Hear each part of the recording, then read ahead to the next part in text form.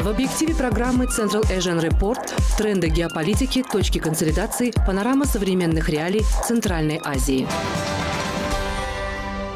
Политика, экономика и культура, события, тенденции, люди – все это на одной территории. Здравствуйте, это программа «Центральная Азия». Смотрите сегодня в нашем выпуске. Энергетика Таджикистана. Да будет свет! Вернуть на родину. Об адаптации уралманов в Казахстане. А прямо сейчас центральноазиатские новости. Туркменистан наращивает объемы производства высокооктанового бензина. Это стало возможным благодаря вводу в эксплуатацию новейших установок на Туркмен-Башинском комплексе нефтеперерабатывающих заводов. Прежде мощность комплекса составляла 2 миллиона 300 тысяч тонн товарного бензина в год. Теперь появилась возможность дополнительно производить около 500 тысяч тонн высокооктанового топлива марки А-92, А-95 и А-98, соответствующего экологическим стандартам Евро-5. Объем торгов на казахстанской фондовой бирже в январе-феврале 2016 года составил около 45 миллиардов долларов. Это на 32% ниже, чем в аналогичном периоде 2015 года. Отрицательная тенденция наблюдается в торгах иностранными валютами и корпоративными облигациями. А вот в сделках с государственными ценными бумагами и акциями, напротив, тренд положительный. Постановлением президента Узбекистана Ислама Каримова в пищевой промышленности республики будет создан крупный холдинг.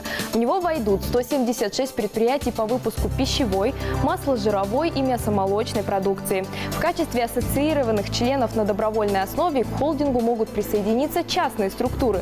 Планируется, что при организации будет сформирован фонд развития, реконструкции и модернизации предприятий пищевой промышленности.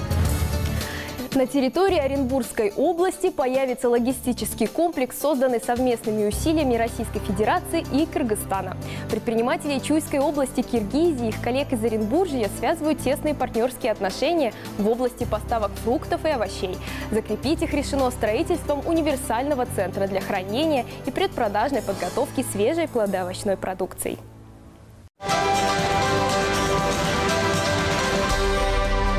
Да будет свет! Электричество без лимитов и перебоев в поставках остается роскошью, недоступной для большинства населения Таджикистана. О современном состоянии энергетической системы республики и о том, что нужно сделать, чтобы светлое будущее все-таки наступило, в репортаже нашего собственного корреспондента в Душанбе.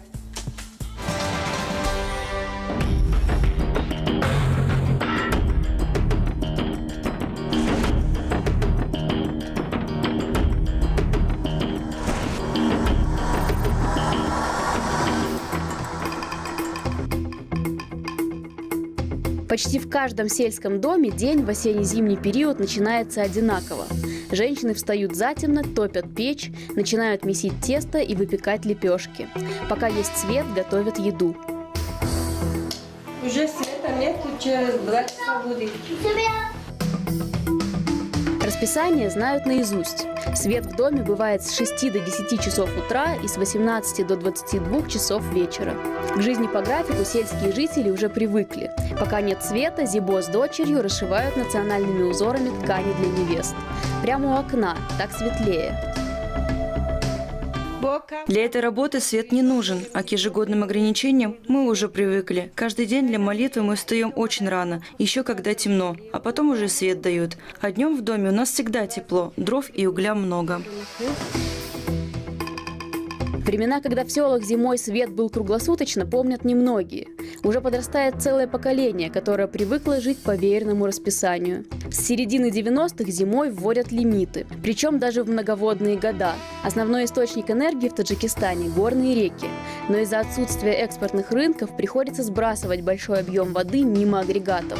Если бы вода не утекала в холостую, дополнительно бы вырабатывалось до 7,5 миллиардов киловатт-час электроэнергии. Мы были вынуждены эти 7,5 миллиарда киловатт выбросить холостыми. То есть мы лишились практически огромных запасов. Ограничена у нас возможности накопления воды в Нурекском водохранилище. Объем, который хватает буквально при нормальных погодных условиях, значит, на 112 дней. Вот. А мы с вами имеем более 220 дней. Хотим мы, не хотим, значит, вынуждены будем вести процесс лимитирования. Местные жители приспосабливаются как могут. Дилшот Муродов заготовкой дров занимается круглый год. Такое топливо – надежная гарантия тепла в доме. На нашу семью из 12 человек я запасаю 4-5 кубов дров и 5-6 тонн угля. Нам сюда машинами привозят уголь прямо с месторождения Зидды. И цена приемлемая – 300-350 сомони. А это Ягноп. В отдаленном районе люди живут на высоте от 2 до 3 тысяч метров. Здесь нет средств связи, еще не проложены дороги, да и машины с продуктами сюда приезжают раз в год. Но свет у жителей высокогорья есть всегда. Они сами строят мини-ГЭС. Мы из подручных материалов смастерили эту ГЭС. Она рассчитана на 16 киловатт. В другом хозяйстве тоже есть своя гидроэлектростанция. А это уже Рамитское ущелье, маленькое село у подножия гор. Добраться сюда можно только на внедорожнике. Линии электропередач до ущелья еще не дотянулись. Старая самодельная гидроэлектростанция – единственный источник энергии. Ее построили местные жители из подручных средств. Будка из камней и проволоки, внутри небольшой генератор. Пользы от такой станции немного. У нас есть свет, но его мало и горит он не ярко. Нам бы хотелось улучшить ситуацию с электричеством. Скоро в домах сельчан будет свет и тепло. По соседству с самодельной энергетики возвели новую ГЭС. Сбоев в работе быть не должно. Сооружение построили в рамках проекта правительства по освоению гидроэнергетических ресурсов малых рек. В планах до 2020 года заменить старые постройки, а на месте изношенных возвести 60 современных ГЭС.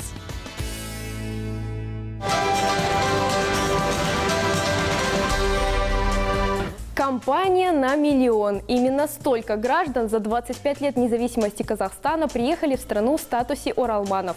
Для всех ли из них степи республики стали землей обетованной? Наш корреспондент из Алматинского бюро расспросил оралманов об их жизненно-исторической родине и прямо сейчас готов поделиться своими наблюдениями.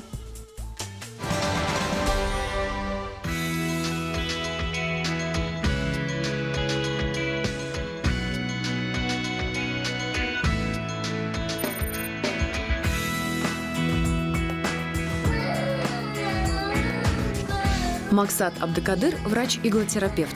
Акупунктура возвращает к полноценной жизни людей, перенесших инсульт, ставит на ноги детей с ограниченными возможностями.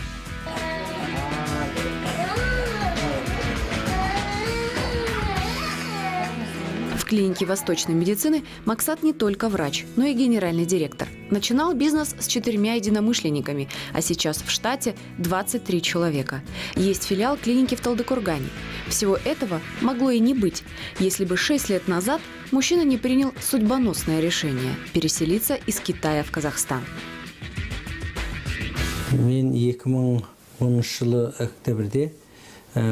Я с женой и с 2 детьми в 2010 году в октябре месяце переехал с КНР из города Кюйтун на свою родину.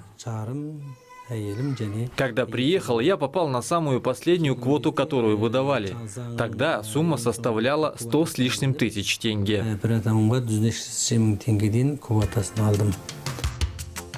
Переехать мужчина решился, конечно, не ради денег. Максат – этнический казах, получил в Китае медицинское образование и успешно работал. Но при этом тяжело переживал разрыв со своей исторической родиной. Боялся, что дети и вовсе не будут помнить ни языка, ни своих корней. Это и заставило семью Абдыкадыр оставить благополучную жизнь в КНР.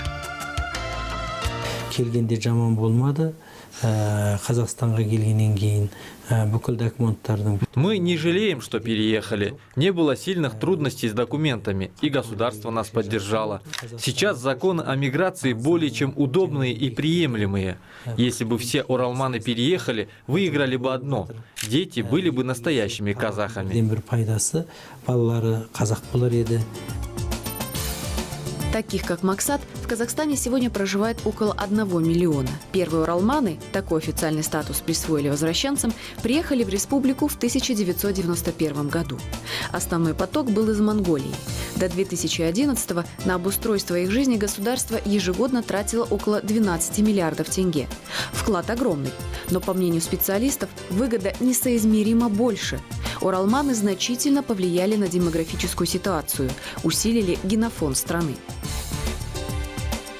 Есть доктора наук, примерно 77 докторов наук, 223 кандидатов наук.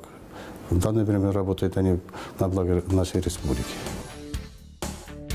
Семью Максата определили по квоте уралмана в Алматы. Но с 2014 года южная столица, как, впрочем, и Астана, для расселения закрыты. Возвращенцев размещают в регионах с наименьшей плотностью населения. В 4 городах республики – Актау, Караганде, Шымкенте и Аксукенте – открыты центры адаптации уралманов. Там можно получить бесплатные консультации по вопросам трудоустройства, повышения квалификации и переквалификации. У нас есть центры занятости, да? Это при управлении занятости социальных программ города Алматы, где есть программа «Дорожная карта занятости 2020». В соответствии с этой программой там предусмотрено, вот уралманы, они относятся к целевым группам, пройти курсы повышения квалификации или же переобучиться на какие-то курсы, получить какую-то дополнительную специальность. И все это на бесплатной основе. Айбусын Кутлумуротов, майор в отставке, тоже приехал на историческую родину за лучшей долей. В июле 2015 года он с женой и 2 сыновьями переехал из Узбекистана в Алматы. Город наиболее похожий по климатическим условиям на прежнее место жительства. Глава семейства практически сразу занялся оформлением документов, но по сей день гражданство так и не получил. Вот куда мы не подходим, куда мы не обращаемся, толком нигде ничего не объясняет. Не объясняет. Вот я сам лично думал, по сегодняшний день мне надо будет сперва получить все эти документы, то есть удостоверяющие себя. Вот после этого только начну. То есть я могу сказать, это я такой-то. А до этого на работу 4 места подходил, на работу не берут. Вид на жительство. Говорят, что я иностранец. В том, что пока устроить благополучную жизнь в Казахстане не получается, Айбусын никого не винит. В данный момент вместе с семьей снимает квартиру и живет на сбережения, которые накопил, когда жил и работал в Узбекистане. По закону, через 3 месяца Айбусын утратит статус уралмана. Если к тому времени вопрос с гражданством не решится, дальше налаживать жизнь на родине предков ему предстоит на правах иностранца. Если в течение 1 года он не документируется, не получит гражданство Республики Казахстан, то по истечении 1 года статус уралмана прекращается, и он становится просто этническим казахом. Если эта семья уралмана, захочет получить какой-то социальный пакет или поддержку со стороны государства, то он может выехать в регионы, определенные для правительства Республики Казахстан, для получения квоты, региональной квоты приема уралманов. Любопытно, что поначалу в Казахстан возвращались люди преклонного возраста.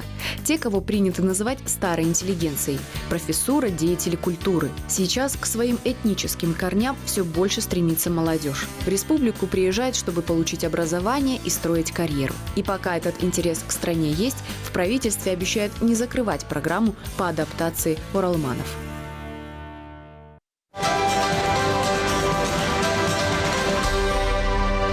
На этом все. Вы смотрели «Центральную Азию». До встречи в эфире на телеканале Казах ТВ.